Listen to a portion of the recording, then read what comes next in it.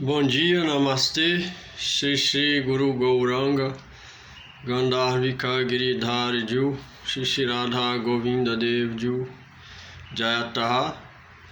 Hoje eu vou falar sobre o assunto que chama Diva Tattva, que é as verdades filosóficas sobre o assunto relacionado com a alma individual, também chamado Divatma, que é explicado nos Vedas pelos nossos mestres.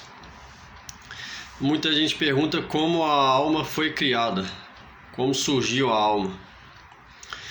Então, isso foi perguntado por Srila Sanatana Goswami, um dos nossos grandes mestres, quando ele se encontrou com o próprio Senhor Supremo, Sri Chaitanya Mahaprabhu.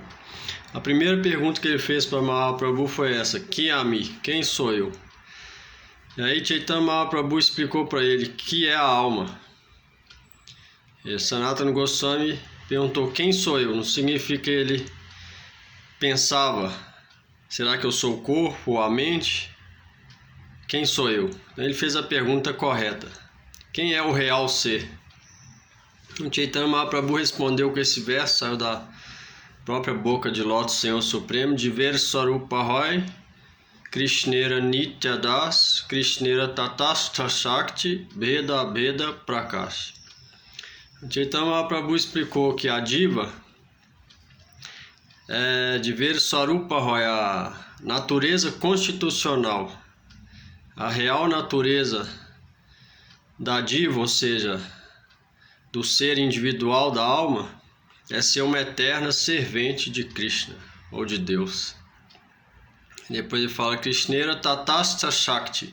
Essa alma, ela surgiu ou foi criada da potência marginal de Krishna, de Deus. Ou seja, Tatastha. Tatastha quer dizer região neutra ou marginal. Então, tem no outro vídeo eu expliquei sobre isso. São 3 energias que Deus tem. São Antaranga Shakti, energia interna que age no mundo espiritual e com os devotos puros de Krishna.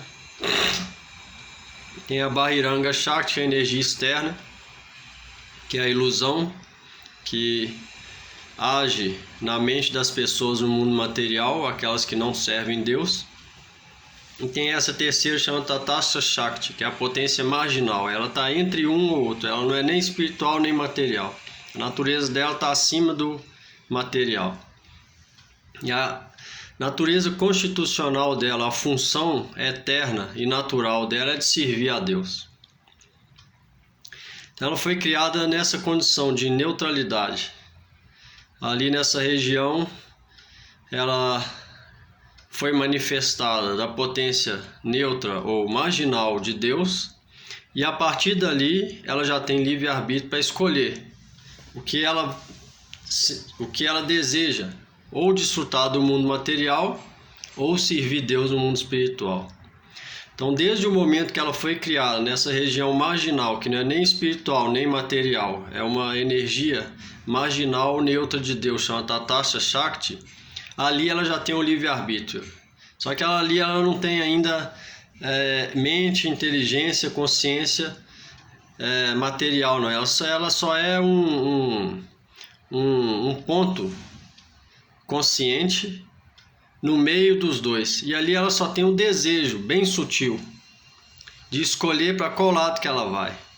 Qual lado que ela vai significa o que ela deseja, mesmo que ela não tenha conhecimento naquele ponto. Ali ela já tem consciência, o livre-arbítrio é sinal de consciência, então ela já tem um impulso, como se fosse um impulso para esse ou para aquele. Então a gente que está aqui, a gente escolheu desfrutar desse mundo. E aí a gente começou o nosso ciclo samsara, vida após vida, nascendo e morrendo, por causa desse desejo inicial. Outras entidades vivas foram criadas ali, elas desejaram, a partir daquele ponto, elas preferiram servir Krishna. Então elas não vieram no mundo material, elas foram para o mundo transcendental, desfrutar de passatempos com o próprio Senhor Supremo em alguma forma dele, os planetas Vaikuntha. Então essa é a verdade. Isso saiu da boca de Lord Chaitanya Mahaprabhu, tem nos Vedas, e muita gente tem dúvida porque Swami Prabhupada falou que back to Godhead, ou de volta ao Supremo, significa que a gente já esteve lá. Então aí Gurudev explicou que quando ele fala isso, ele falou para as pessoas que eram novas, que não tinham capacidade para compreender toda a teologia do Gaudiya Vaishnava Siddhanta. Também sobre esse assunto de Jiva Tattva. E também Gurudev explicou que mesmo que ele falou isso, na verdade ele também não estava falando errado. Por quê? Porque a natureza constitucional de toda entidade viva é estar no mundo espiritual junto com Deus, servindo Deus. Então, voltar significa voltar para aquela natureza nossa original e constitucional. Isso é explicar no Jaiva Dharma que a natureza nossa agora, das almas que vieram para esse mundo resolver desfrutar, é uma posição não natural. Não é a natureza da alma pensar que é o corpo ou que é a mente, que coisas relacionadas com esse corpo é nosso. É eu e meu, falso ego, ahankara. Isso é a natureza distorcida. É como se pegasse uma água, a natureza da água é líquida, é de ter liquidez. Se botar no congelador, ela perde aquela natureza líquida e fica a natureza sólida. Assim é a nossa mesma natureza. A nossa natureza constitucional de servir a Deus, de estar sempre servindo e amando a Deus. Mas agora, nesse mundo, foi colocado em um outro ambiente. E aí a gente adquiriu uma nova natureza, não real natureza, ilusória natureza, que é essa que a gente tem de pensar que a gente é a mente ou que é o corpo e que tudo está relacionado com a mente, com o corpo é nosso. Então isso é Maya, ilusão, aquilo que não é. A nossa real natureza é essa. Então Swami Prabhupada falou nesse sentido, não no sentido que a gente já veio. Porque se alguém vai para o planeta espiritual e depois desce para cá, qual é a vantagem de ir para o mundo espiritual? Se vai para lá e volta, qual a diferença de ir para o inferno ou para os planetas celestiais do que para o mundo espiritual, se lá também volta? Então isso é errado. A Passiddhanta é a conclusão errada. As pessoas não compreendem. E no Jaiva Dharma, Bhaktivinoda Thakur explica, Chaitanya Mahaprabhu também explica. Aí Gurudev explica quando Swami Prabhupada falava aquilo, volta ao Supremo, era nesse sentido. Não era no sentido literal que eles pensam, que é a realidade da coisa, não.